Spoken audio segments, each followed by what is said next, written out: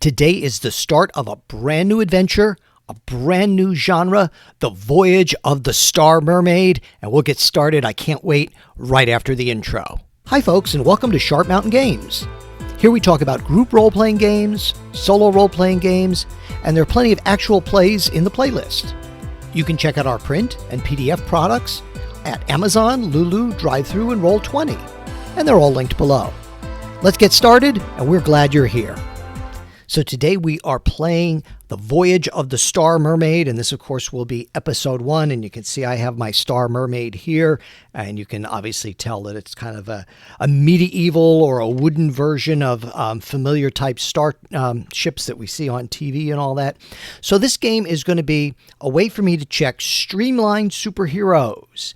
And you could pick up Streamlined Superheroes, $2.99 as the time of this recording. It's my game, and I'll have the link below. It's pretty cheap, I think. So what we're going to try to do differently, though, is see if Streamlined Superheroes can work for a fantasy-type campaign. But I didn't want to do a standard old fantasy. There's a lot of those actual play videos online, and that's great. It's just not quite what I wanted to do. I wanted to do something different. So what I did was I have my Streamlined Superheroes, and you probably can't read this, but it was very easy to take the powers and the skills for different characters. Now, our main character is Sunday Roamer, who's a halfling, and he's a planetary scout. So he is on the starship kind of as an expert in planetary scout. I'll tell you more about him soon, but it was really easy. His best thing is planetary science, which is like survival and knowing what's going on. I just made hide and seek a skill, gave it an effect die of D10, and then he has some ranged and some melee options. Now, the real trick was, well, what do I do with magic? And this is not meant to be a replacement for D&D. There's a million of those out there. I don't want to reinvent the wheel. If you like D&D, great. If you want something different, some more OSR or lighter, and you like Shadow Dark or Basic Fantasy or something like that, it's already been done. Standard fantasy has already been done. So I want to do something different. So this is going to have more of a Spelljammer or Starfinder flair to it, I hope. And I hope I bring something of myself into it as well. So what I did was, now Dr. Heath is our natural philosopher. And I just made the spells just like they would be powers with the different effect die. Now what I'm not sure is, I think I'm going to limit the healing especially, because I think as a spell that could be too powerful. I think the healing should be like maybe once per combat. Maybe if that works out too much, it'll be once per day. I'll have to make a decision on that later. But the other thing, I think we'll just keep them as they are and see how it plays. It'll be maybe a little bit more high-powered than like a first-level standard fantasy game, but that's fine. So let's introduce our cast. So we have Sunday Roamer, who's a halfling, and I'm hoping that I use these little epoxy buttons to make the tokens, and they make them so quickly. I really like it, but I hope it's not too shiny here for the camera. And let's see who else we have. We have Tashara, who is a Elven command officer. So she's really good at negotiating and diplomacy and cultural lore. We have Dr. Heath, who is our natural philosopher, who kind of fills the cleric/wizard role. And we have Lieutenant Summer, who is another halfling, and she is the pilot. And then we have some other supporting characters, and I'll introduce you to them just in mere minutes. So they are serving aboard the Star Mermaid, and for Sunday Roamer, this is his first assignment on a big vessel. He's been to a couple of other little planets before, to get his training, but he is not, he's not proven himself. So he is going to be kind of our main character. If you ever watch any of Solo Spelunking things, I really like, he says, well, now I'm doing this and I'm doing that. I don't know if I'm going to do that because I have 4 characters, but Sunday Roamer is the primary character. So he'd really like to impress his commanding officer. Tashara is kind of like maybe Riker on The Next Generation, kind of fulfilling that second-in-command role. And he doesn't get to spend a lot of time on the bridge, so he is surprised when they all get called to a meeting in the captain's ready room. So maybe we'll move the starship up there, and we'll make the ready room. I have just some wooden little deck tiles. These are just little wooden things I picked up at Dollar Tree. And on the back, so I have sci-fi on one side, and I have wood for medieval. But this is like a medieval wooden sailing, spell jamming ship or whatever, however you want to think about it. And it is like, think about roughly the size of the Starship Enterprise, maybe on Star Trek. So the captain is Captain Weston, and I have a nice big picture of him here. But I also have a token. Here's Sunday Romer, our halfling at large.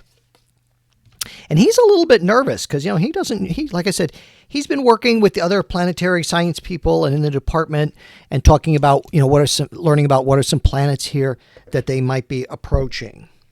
So they're called into the ready room. And I'm not going to bother with a sofa or anything. And the captain is going to give them their briefing. And he says, we're going to be visiting the planet Zim 4. And what we're seeking there is, now this is a rumor. This is a really off-chance rumor. There's supposedly something there called the crystals of life. And he says, I'm going to have you in a second go down to the science labs because I want you to meet Professor Higgs. He is accompanying us on this mission, and he's very interested. One thing that he has created is like a construct person. And if we could create, a lot of these, that would certainly be very good, perhaps for military, perhaps for exploration. He said, there's some ethical questions that we're going to have to face, as we go along. We're going to have to decide and see, we certainly don't want to be creating a slave class. He said, but we cross that bridge when we come to it. If we find that they're sentient and they're actually, alive and thinking, well, then certainly they'd be given a choice. He said, we don't operate under that kind of draconian law. Put a little wall here for the ready room or the office. So he says, so you're going to be taking the shuttle down to Zim 4. Dr. Higgs will accompany you because he'll know best about these crystals of life and whether they can be implanted in his creation. He said, now the reason we're going to Zim 4, and you can certainly do a little research, is there are rumors that there was a despot there who made an army of constructs many, many years ago, and he had a fortress or a flying fortress. We're just not sure. He said the rumors are incomplete. So he asked them, if they have any questions for him.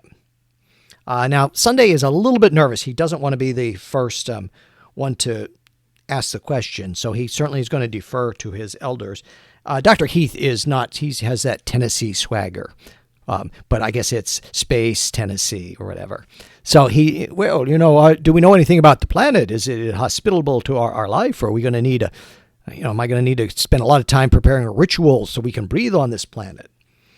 And Weston says, no, as far as we know, Zim was a human. So we know that the planet, from what we understand, is fairly habitable. He said, check it out when you get down there, of course. But I don't think that's going to be a big issue.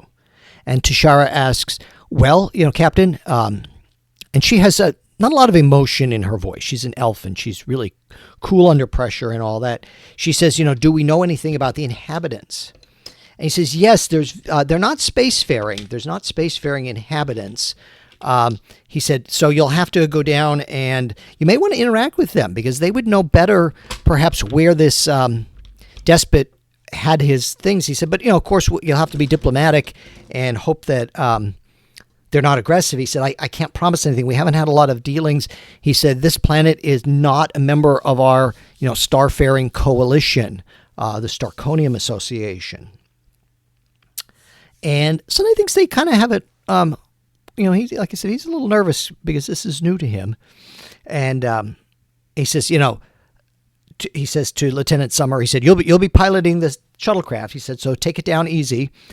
He said, let me have you go meet Dr. Higgs, and he'll fill you in on what he's looking for. So they're dismissed, and we'll move this out of the way. And those of you who know me know, he's just using blocks here. Yeah, I'm really lo-fi and sort of proud of it. So they go down, and they go to the science lab, and they're greeted by now Higgs is not a member of the team. And you'll also see that I'm reusing some characters. I have some favorite characters from some of my other campaigns. So you may be seeing some familiar faces again if you watch any of my other videos. And if you haven't and you want to, of course, that's all linked down below. And let me just take a pause and say, this is the point where people say, oh, please like and subscribe. And certainly do that if you'd like. But I'm going to just take a pause so I don't forget at the end. And thank you. Thank you for watching this video. I mean, I make them for fun, but it's really nice to know that people watch them, and especially if they leave comments and we can interact. I mean, that's just part of the whole fun and the whole reason to do it, to be kind of a community here. So just thank you. I really, really appreciate every view. I don't make any money out of this, so that's my currency, I guess, the views. So they meet Professor Higgs, and Professor Higgs is very much an amoeboid type character. And I actually have a little miniature here. Can I dig him out? I'm just going to use the token because with minis, sometimes it's hard to see from the top, from the angle that I film at.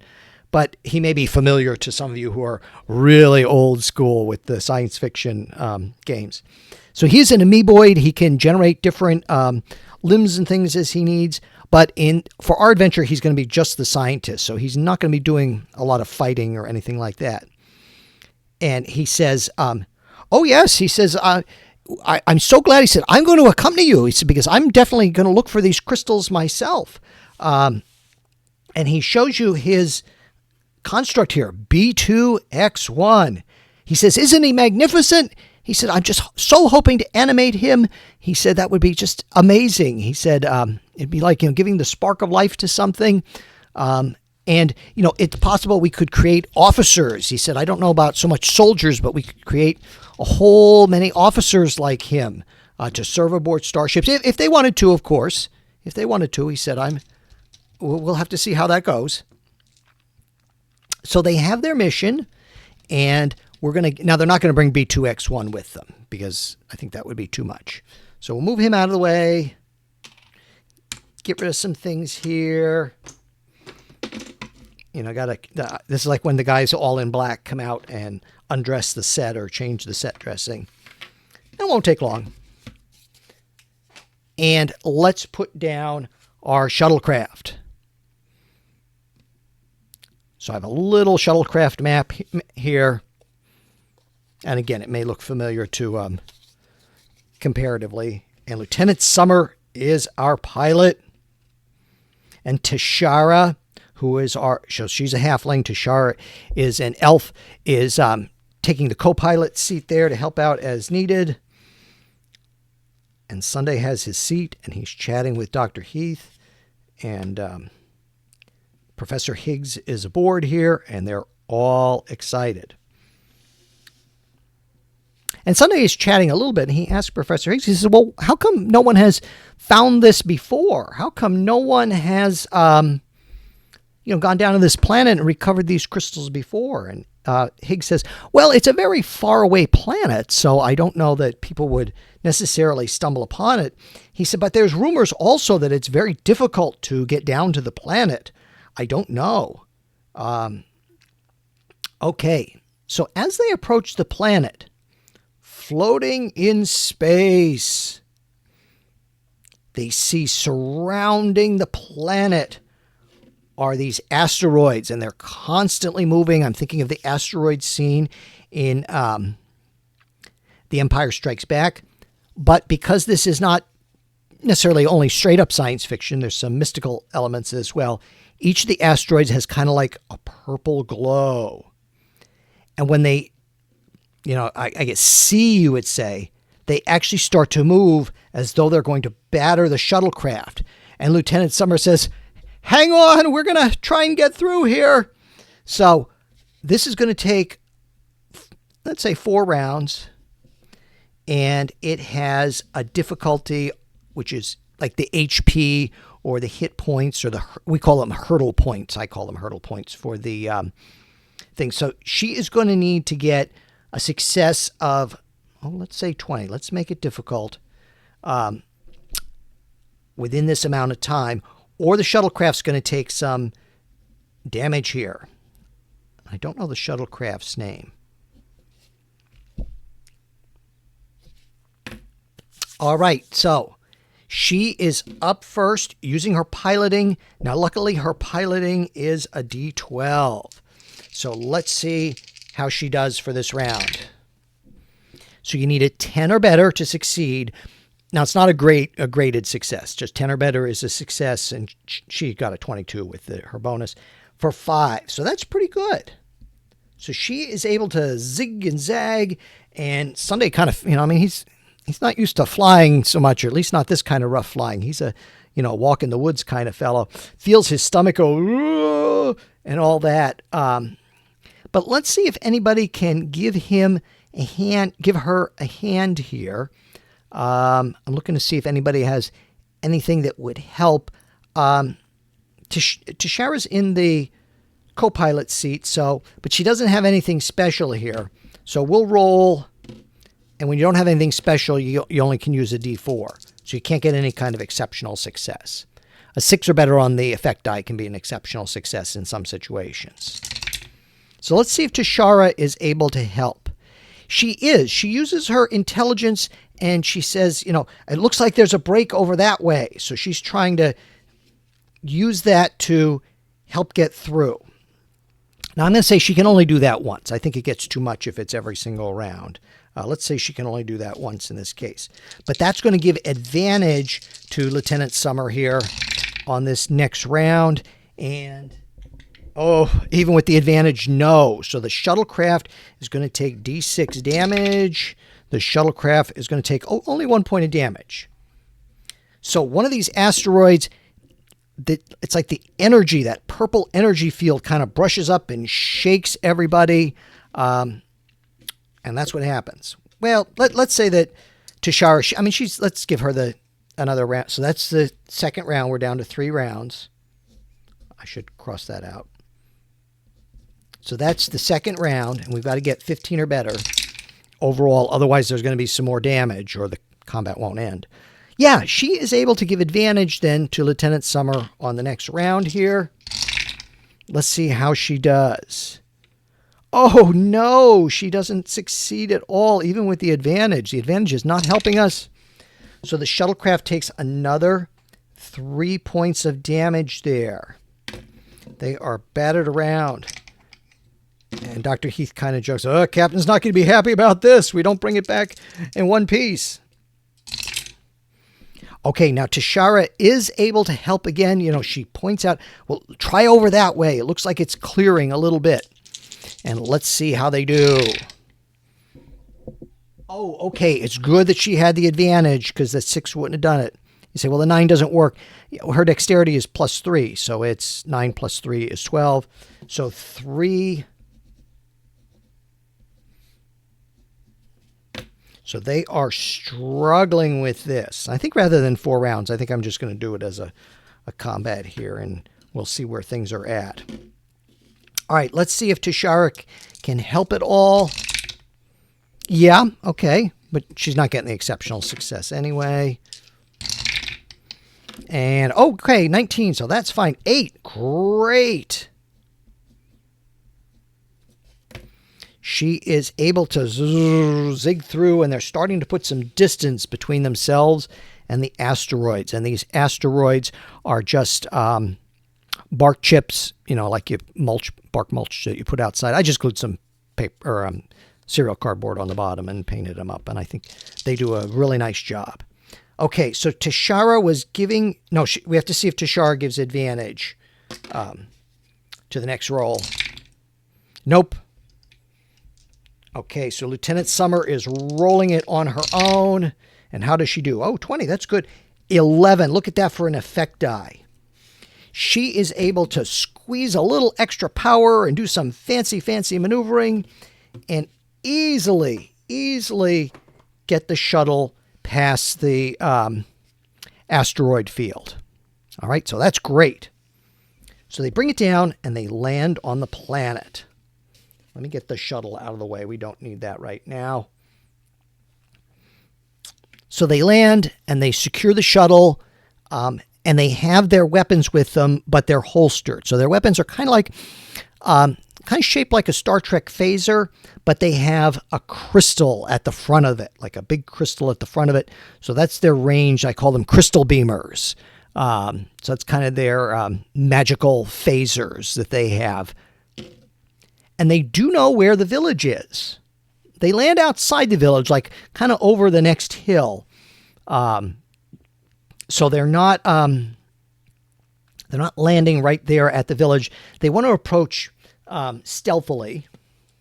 And I don't have an alien village map, but I am trying to get some use out of these Loki battle maps little battle map books that I have. So even though it's not really alien, I think it will do and be sufficient. And that's that. That's what you get for free. No, I didn't get them for free, but that's all right.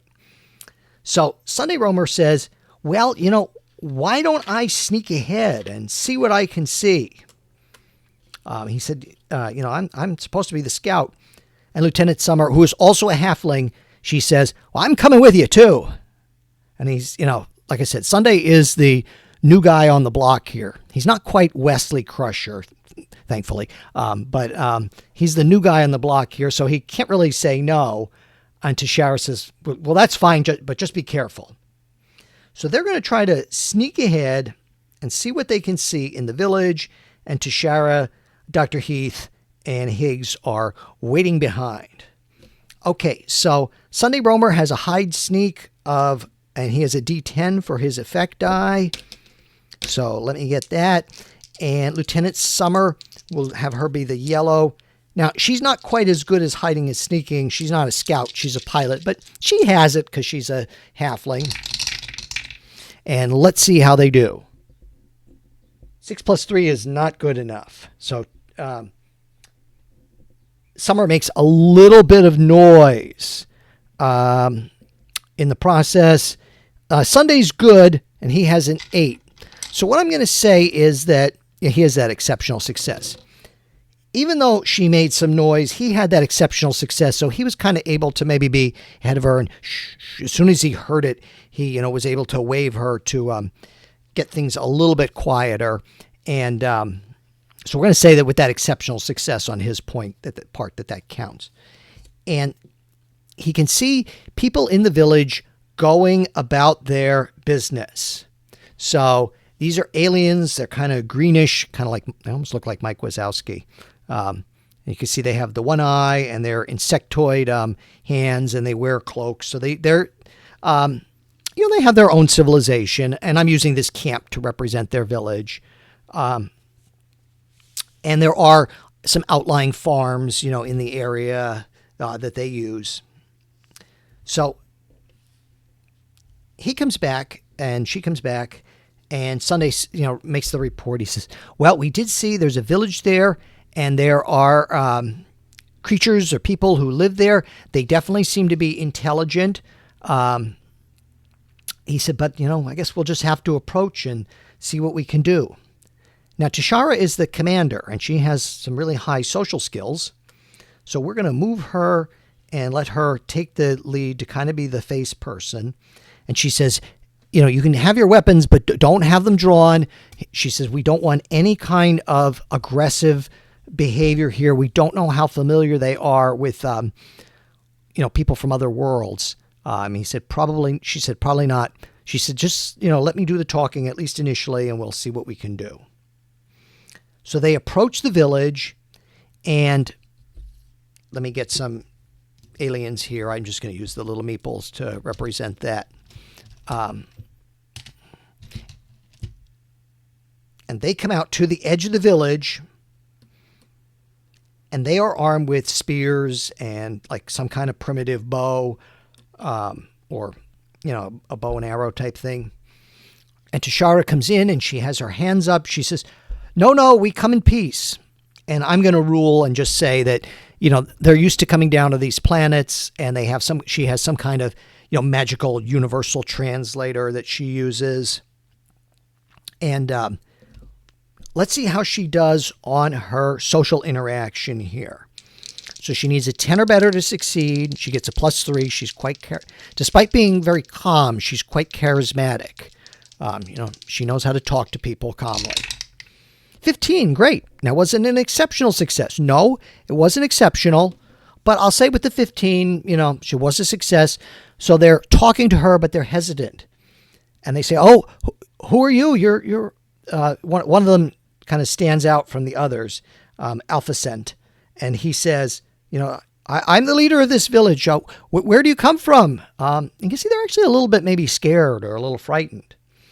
And she says, no, look, we have weapons for defense, but we don't have them drawn. We absolutely mean you no harm. We're here. We've heard rumors that there is a fortress, that there was a warlord, a great warlord or something here, long time ago. And perhaps you would direct us there. And he says, oh, we don't go there. It's a very dangerous site. You don't want to go there either. Oh, and there's so many, there's even new dangers around this area. You may want to leave. You may need to, return to your own village. And she says, oh, but we really need this. And the professor, he comes forward a little bit. He's thinking, well, I kind of look a little bit like them. Maybe they would listen to me better. Let's see how he does. And I don't think he has anything special for interaction. 9, okay. He's a professor. I'm going to say he kind of looks like him. He is able to talk to me. He says, no, we mean you no harm, he said. And maybe if the place is dangerous, there's things we could take out of there that would help you. And Alphacent says, well, maybe we'd be willing. I've had 2 successes on social roles. Maybe we'd be willing to let you know where it is, but you have to do something for us first. And Tashara says, oh, well, what's that? And Alphacent says, the forest where we hunt and forage. He said, there's some new creature out there, but it's terrible. We can't go out there, and we can't forage around and do the hunting that we need.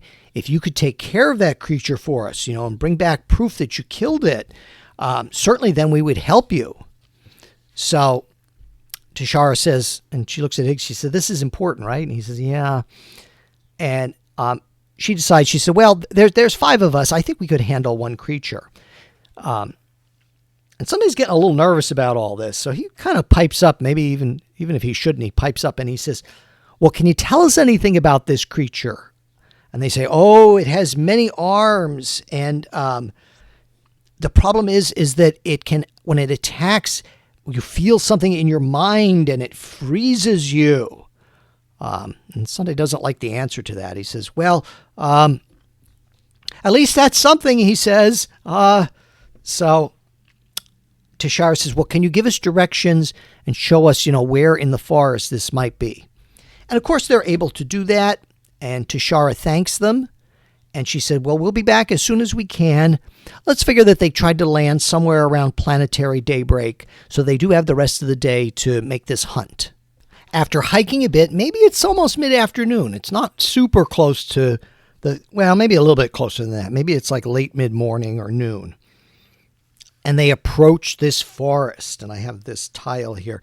Now, it's a little small. You're going to have to pretend. But isn't the whole thing pretend? So there's these large, almost mushroom-like trees. And there's a little hill. And they don't know where the thing is. And Tashara definitely tells Professor Higgs, she says, you're along as a technical advisor. She said, please, we're officers. Please just hold back should there be any combat. If there's an absolute need, you can certainly try to intervene and help, but we want to definitely keep you safe, and that would be better. He's not sure. He says, oh, well, I've fought a little bit before.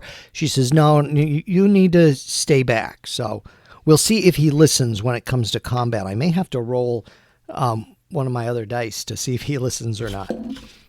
So what we're going to do is, Sunday says, let me sneak ahead to see if I can get any tracks or any information on this creature. So that's going to be his planetary science. So, as a youth, he spent a lot of time around his Shire planet, hiking in the woods, and he was very interested in tracks and all that. But he also, studied his science and his math. So he should be really good at seeing what he can do. Let's see if he can do the good tracking. Yes. Okay, so 10 or better is tracking. Oh, a 12. So that's an exceptional success. He knows exactly, or almost exactly, the direction of this creature. And he says, I know exactly. He comes back and he tells me, he said, I found just very clear tracks. I can see where a lot of the foliage has been pushed away. He said, I think we could really sneak up on this thing. So let's see how we do on that. Tashara has to make a decision. She says, well, the doctor and I are not as good at the sneaking as you halflings. She said, so I think what we're going to do is the doctor and I, and she looks at Dr. Higgs, and Dr. Higgs, you're staying back a little bit. She's giving him the look. And she said, well, we're going to let you go first to see if you can get the jump on this thing. Because if they do, then they get a free round. And they are going to be following along. She with her gem beamer at hand and ready to go. And the doctor says, I might have something here. And he has got a few spells. So he has a spell that may help us here. I guess we'll have to wait and see. So let's see what happens. So Sunday and Lieutenant Summer. On Sunday, really, Lieutenant Summer is an attractive young lady, but she's a more experienced officer than him. So he's a little, maybe a little not at ease here. He's not sure. But he's saying, he's happy for this chance to work with her. We're going to sneak around here. So let's see their sneaky. So his sneaky is a D10. Her sneaky is only a D8, which isn't bad. But let's roll them all at once. Oh, look at that. Neither one of them get the jump. So unfortunately, they're not getting a surprise round this round. And they see this horrible creature with all these tentacles and a big maw. And it comes out and is going to do the attack. Now, let's see. I have to do a combat order. So we'll do Sunday, Lieutenant Summer. We'll do Tashara. And we'll do the good doctor. And everybody has 20 hit points because nobody has armor. You can kind of tell this is more a Star Trek style game. So, and then we have our creature. And I'll just record his damage and see what's going on there. So I do the I go, you go system. If you know solo spelunking, and you should, look up solo spelunking on YouTube. And there's a lot of other good solo role players. I don't know if I can give a shout out to everybody here just because of time. But please go check them out. Just any quick search will get you a bunch of them. And so we'll have Sunday go first. No special order or special reason. So he is going to use his gem beamer is a D8 for him. That's his skill. He's had some time practicing with ranged weapons. And how does he do? 17 for 3 points of damage. But now it is the creature's turn. And the first attack for the creature is a mental attack. So it sends out, I'm thinking of like when Aquaman on the old cartoons, boop, boop, boop, boop, boop, boop, boop. It sends out like this beam pattern. And let's see if it ensnares Sunday. So its first attack is an ensnare. It's a mental attack. And it's not its main attack, but it's its second main attack. So I'm going to say D10. No, it doesn't ensnare because even if I added a bonus there, it doesn't. So Sunday feels this wave come over him and he says, he hollers to the others, oh, it's doing something to my mind. Okay, and then Lieutenant Summer is going next here with a D8. And then we'll roll to see if she gets ensnared also. So does she hit? Her dexterity is +3. Yes, she hits the creature for 4 points of damage. And does she get ensnared by its mental attack?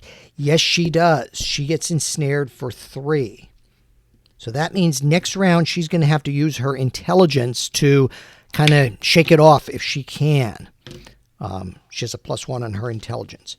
Okay, Tashara, I believe, is going next. Let's see. What's her range? Her range is a D6.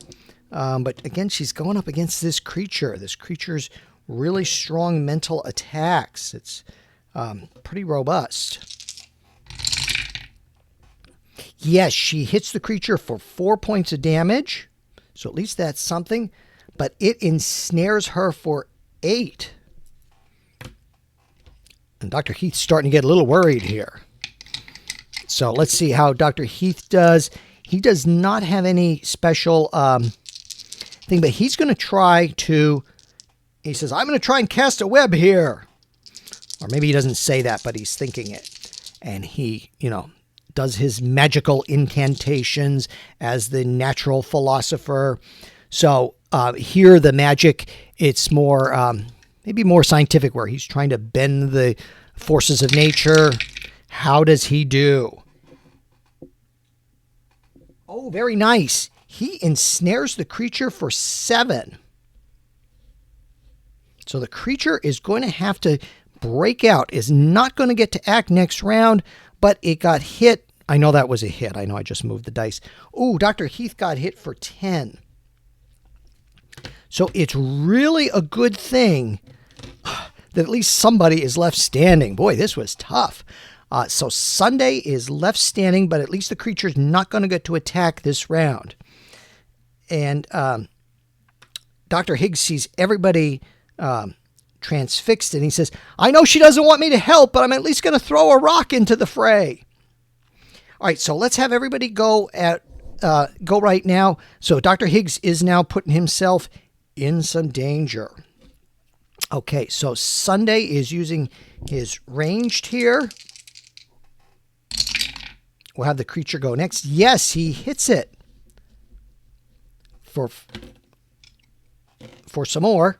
But the creature doesn't get to attack because it's kind of webbed up. I don't have any kind of webbing to put on it. So let's see if Summer can break out of her her funk here. So she has an intelligence of +1. Doesn't really have any extra things, she's a pilot, which is some mental stuff, but doesn't have any other special mental abilities. So it's only a D4. No, unfortunately, she is not able to break free.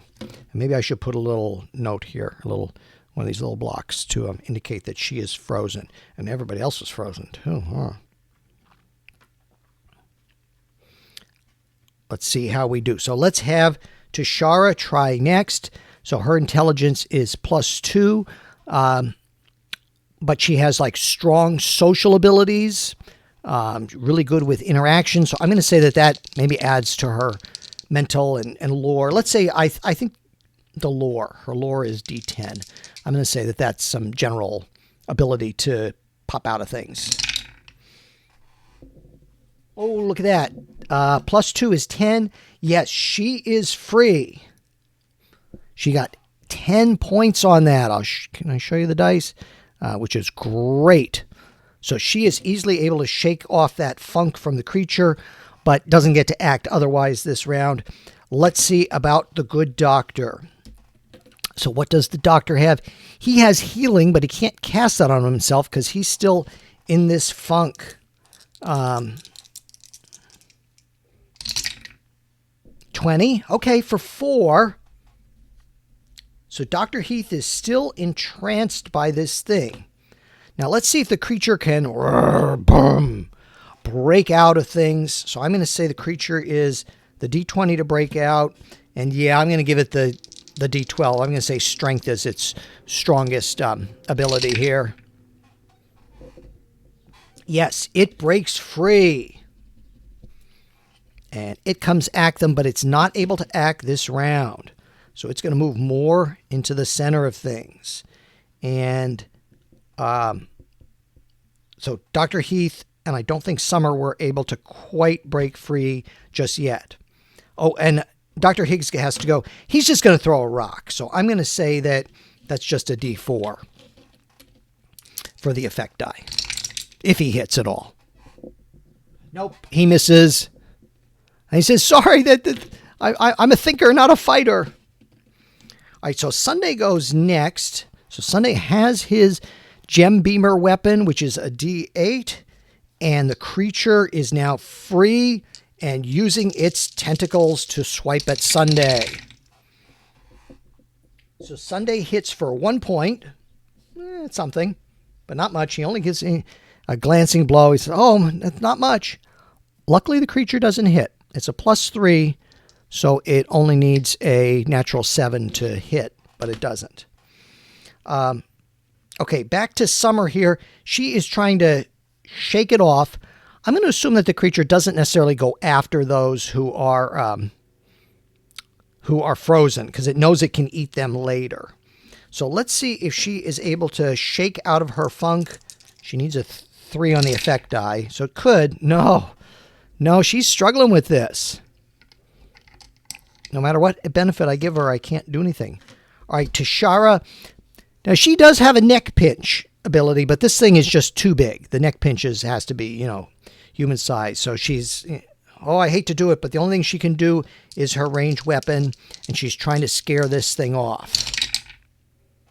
Yeah, 11 for 4. Okay, so that's something. So the creature has taken some damage. Let's see if it hits her, because it still gets to act. Yes, it hits her for 5. In fact, I think she's the only one who's taken any damage. Let's see if the good doctor can shake out of things yet. 15 and 1, a little bit, but he's still not. You can see, almost you could see like sweat as he's his brow furrows, and he's trying to break out of this. And then Dr. Higgs is going to throw another rock. No good. Now, the creature has reached its hurdle point, so I have to roll and see if it's going to stay in the fight. So I'm going to say it's only staying on the fight in a 1 out of 6, because it is damaged, and apparently it's not stupid. It has some mental abilities. 4, no. So this thing tries to sneak off into the forest, and Sunday hollers to Tashara. He says, Commander, do we try to kill it? And she says, we promised I hate to kill a creature, but I don't think it's natural here anyway. They seem to indicate. She said, so I think, maybe we'll have to do a parting shot here. So the people who are active are going to get a parting shot. So that would be Sunday, and his ranged is D8. And yes, he hits it. And the creature howls. Whoa!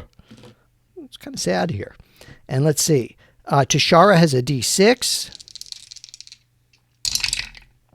Yes, she hits it as well, and she downs the thing. And once it goes down, Summer and Heath are no longer under the thing's control. And Dr. Higgs is a little bit apologetic. He says, oh, I'm sorry, but you were in such bad shape. I had to step in. And Tashara says, we understand, don't worry about it. You have to do what you have to do. So they check to make sure this creature is dead. It is. And it's too big. They can't drag it all the way back to the village. So they are able to take maybe a claw from it, part of the tentacle, maybe some teeth. And she says, and we'll tell the villagers, when we come back, to come out here and bury it. So they go back to the village. I'm not going to get the village all out here. They prove that they have killed the creature. Tashara says, we hated to do it. We just want you to know we're not normally a warlock-like race, but I don't think this creature was natural to this realm. And they say, no, this is something we have never seen before, and we doubt that it would have come down. We wonder if someone else brought it here to scare us out of the forest, because the forest is the location of where the despot's fortress is. So what we'll do is we'll stop here, because I'm trying to pay attention to my time. I was having such a good time. I went a little bit long.